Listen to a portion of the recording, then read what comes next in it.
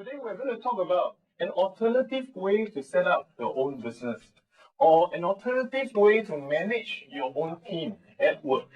So it's for entrepreneurs as much as entrepreneurs as well. So it's not just for people who want to set up shop, but also for people who have a greater desire to manage their own people better. Now, we've all heard about all this out of war business, and if you look at a lot of techniques or thoughts and philosophies, it's really about how to beat the shit out of someone else. It's about being a very aggressive and very competitive approach to doing business and managing people. It's about the bottom line. It's about results. So why not? I mean, why shouldn't we stay on with some of these concepts like the art of war or some other war cries? The reason is very simple. If you look at modern businesses, the ones that are successful are centuries old. They're still successful because they stick to age-old principles of trust, of respect, of courtesy, of ethics, of compassion. They are not the kind of companies that talk about short-term results. I mean, you look at a lot of companies that fail, the likes of Enron, the likes of WorldCom, they're talking about short-term, quarterly results. Every 3 months, you have to account to top management what you have done. Even within a department, if you're a HR person, what have you done these 3 months? What have you done daily? You need to submit daily, monthly, weekly, yearly reports all the time. All the time spent from writing reports should have been used for something else. And that's the reason why companies fail. The ones that seem like stellar big companies failed because they were too competitive. So if you use a lot of war cries as your founding principle, you realize that could be detrimental to running that business. Now, if you scale that idea down, if you want to set up a small shop, you obviously cannot have enough budget to fight some big shops out there, some big multinational companies. So you cannot take on an overly aggressive and overly competitive approach as well. You will have to fail because you don't have the money to fight with the big guys.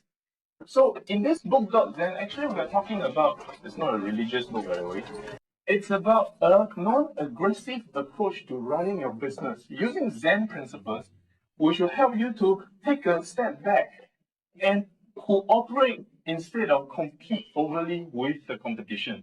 In this book, you will also find real-life examples of companies who have cooperated with others and succeeded. So there are ways of what they call cooperation. That means you can cooperate with your competition and compete on some other grounds. Okay? So let's talk about this midlife crisis thing. If you talk about most of us, once you reach a certain age, for some of us it's earlier, it could be in our 30s, some of us in our 40s, and some, the blessed ones, maybe in our 50s, we start to face what we call a midlife or mid-career crisis. We start to feel as if maybe we're tired of this job. Do we want to stay in the same job? We get that kind of question all the time at a certain age, okay, maybe in our 40s. And then we think, am I being best used by this company of mine? So if I'm working as manager, is the top management recognizing my talents and skills?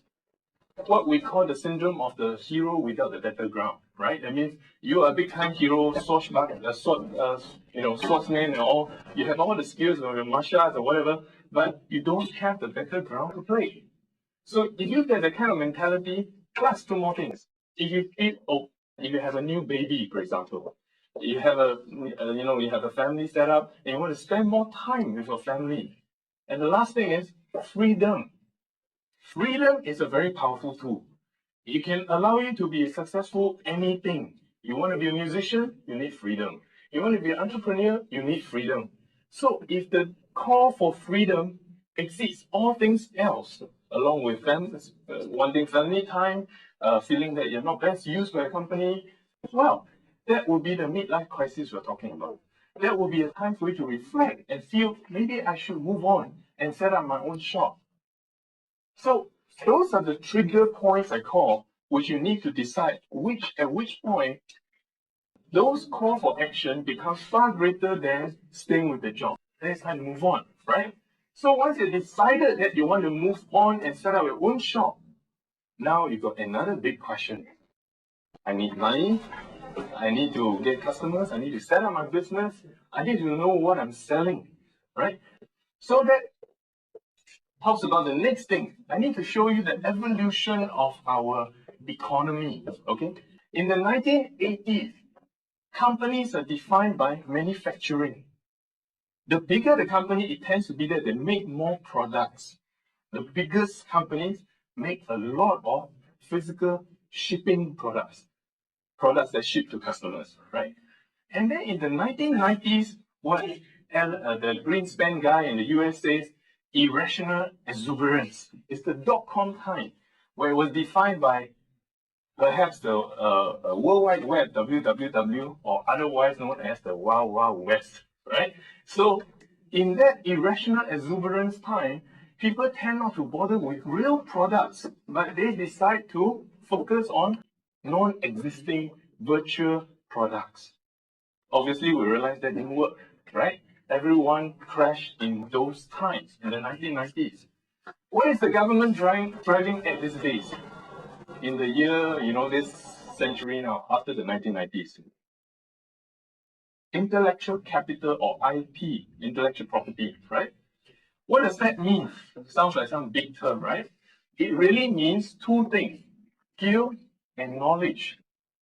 Which means that if you want to set up shop today, you better not set up a shop that is just a franchise, because anyone with enough money can buy a franchise. You better don't try to set up a shop that's just purely retail, because anyone can go somewhere out there in some other country, buy the cheapest goods, set up a shop, pay some rent, they got the business going, right?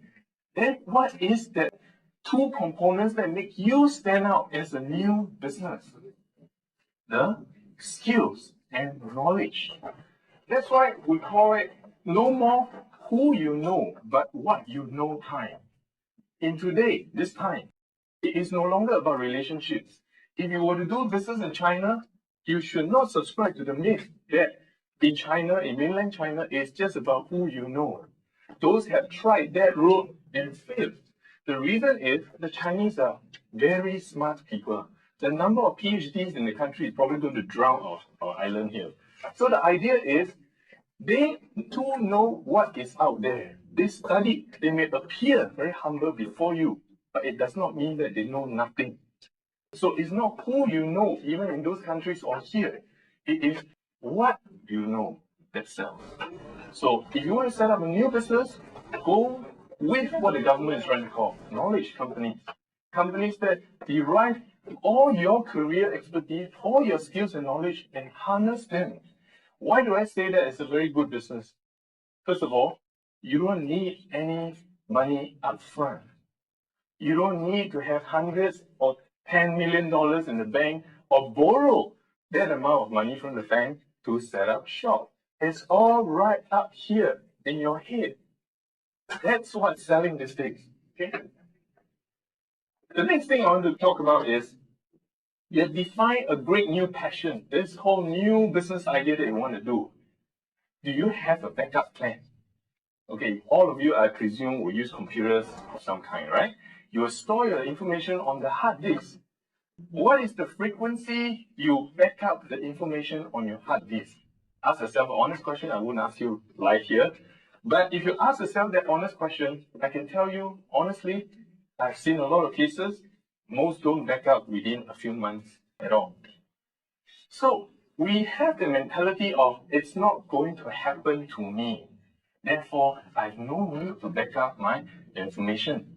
Likewise, defined by passion, defined by our skills and knowledge, we set up a new shop. But do we have what I call a tangential path to your business?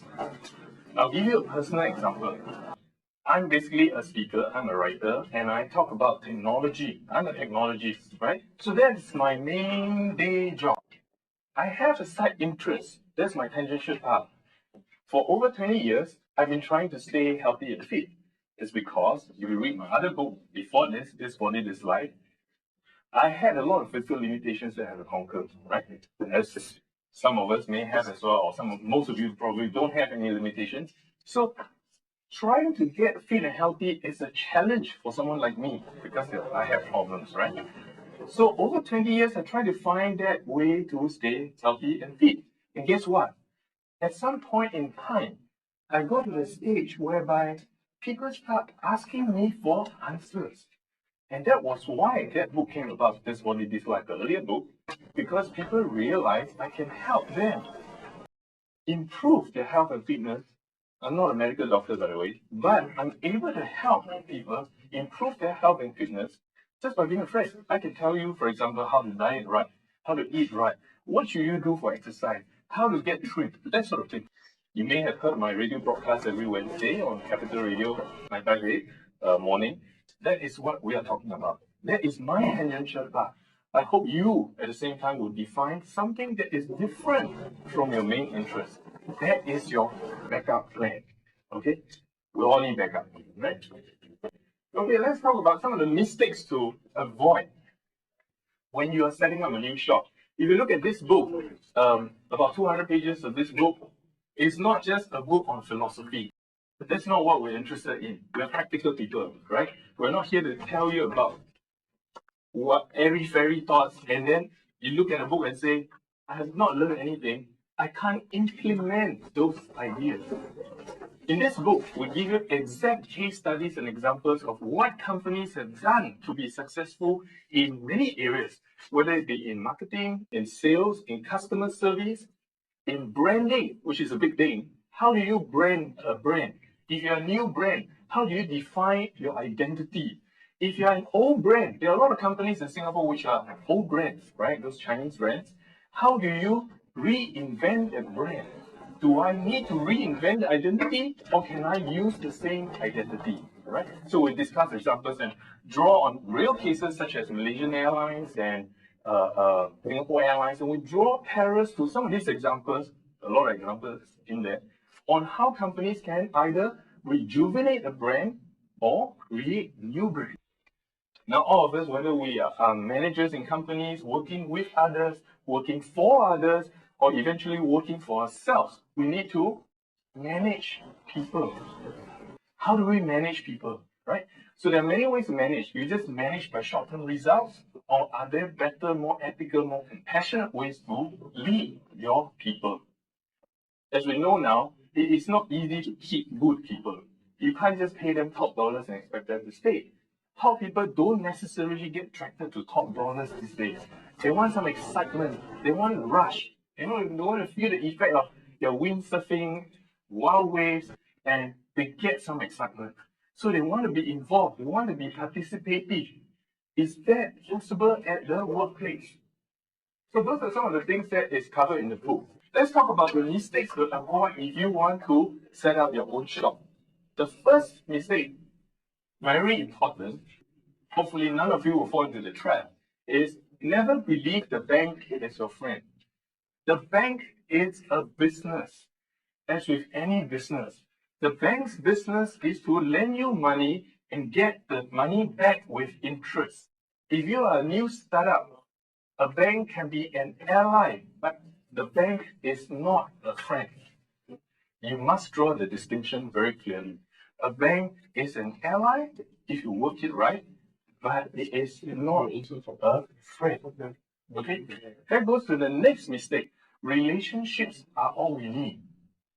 Like we talked about earlier on, relationships are important. Keep your friends, grow new friends, get new friends.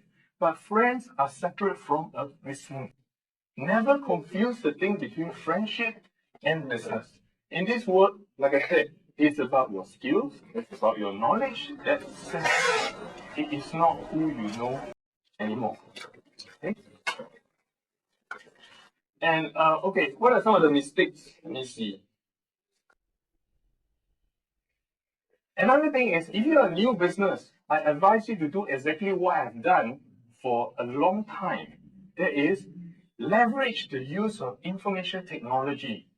You realize that in a small business, if you leverage your IT, your internet correctly, it is far more powerful than big businesses. The reason is, big business, they have a lot of bureaucracy, right? So when you have a lot of papers to sign, a lot of approval steps, it's very difficult to get people to use IT effectively.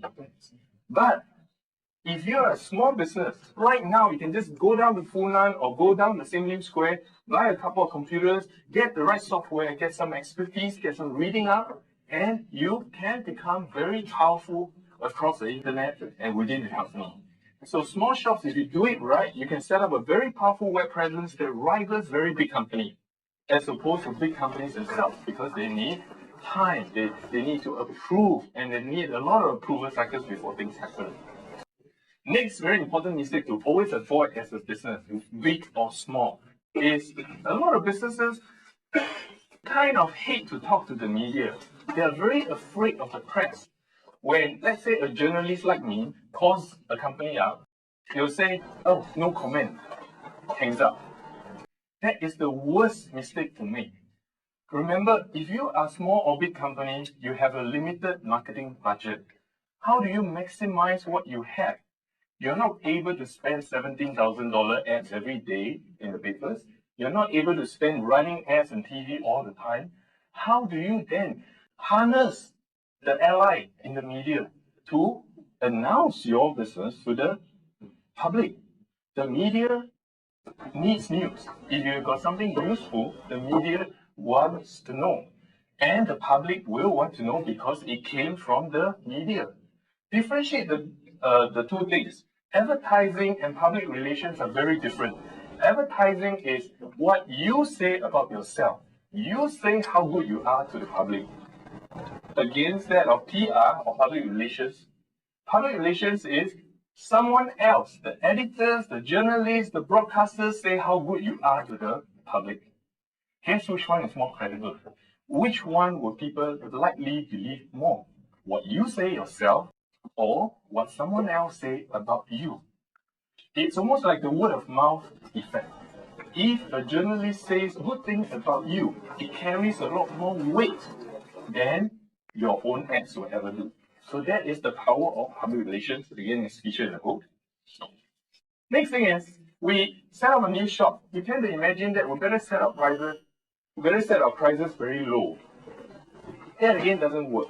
Okay? Of course, I learned the mistakes myself, so I'm sharing with you that hopefully we don't make the same mistake when you're setting up a shop. The thing is, when you set your prices too flexibly or too low, you undercut the competition, yes. But at the end, everyone dies.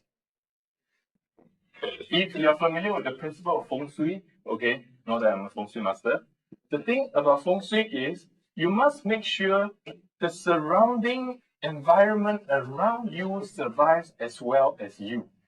And that's why I won't name the places. In Singapore, there's specific locations where the buildings are literally a barren desert, economically or otherwise. The reason is, by the construction of the buildings, they have killed off all the environment around those buildings. Nobody can survive around there. If nobody survives around there, nobody is going to go there. Then how do you get business? How do you get customers to come see you, talk to you, chat you up, sign contract, give you money? It's very difficult. So it's the same principle why we talk about this Zen way of doing business is being a good neighbor. If you can take care of people around you, whether that be your own employees, your own business, your partners, and people around you, it's very likely people will take care of you. I'll give you a real life example. Let's say you live in a bungalow, right? You have a next door neighbor, and the neighbor hates your guts. Now, if someone enters your house, rob you clean in your absence, what is the neighbor going to do if this neighbor hates your guts? Absolutely nothing. They're not going to care. That is bad feng shui, right?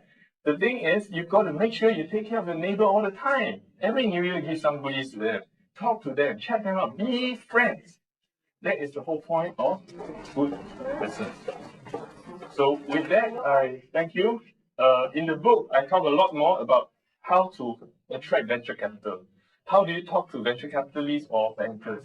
How do you build what I call an elevator pitch, which is very important if you want to sell your idea to bankers, financials, private investors, or any other kind of company, right?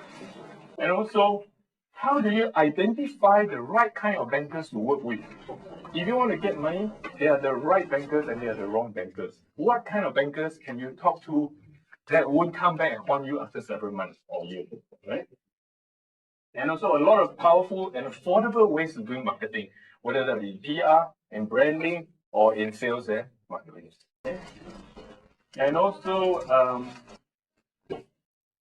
if you set up shop and you have your internet ready, I also offer some tips in the book on how to take care of things like viruses and spam and security, and also how to get ahead in search engines so that your website gets more known by others. And so those are some of the tips in the book. If you get the book today, you'll get this free stress ball, which kind of unique because it's like a yo-yo stress ball. Okay. Thank you very much.